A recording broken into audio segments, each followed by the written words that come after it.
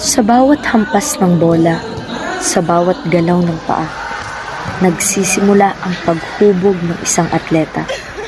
Sa volleyball training, hindi lang lakas o bilis ang mahalaga, kundi ang eksaktong pag-feed ng bola sa bawat bata. Ang tamang pag-feed ay hindi basta-basta.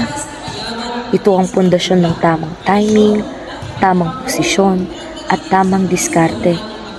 Kapag eksakto ang bola, hindi masyadong mataas, hindi masyadong mababa, natututo ang bata sa tamang paggalaw, nabubuo ang kumpiyansa, naiiwasan ang injury, at higit sa lahat, nagpapalakas ng tiwala sa sarili.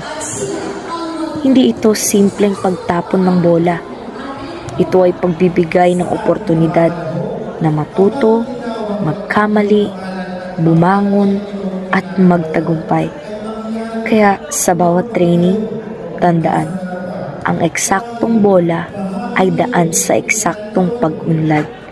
Dito nagsisimula ang pangarap at dito hinuhubog ang mga tunay na kampiyon.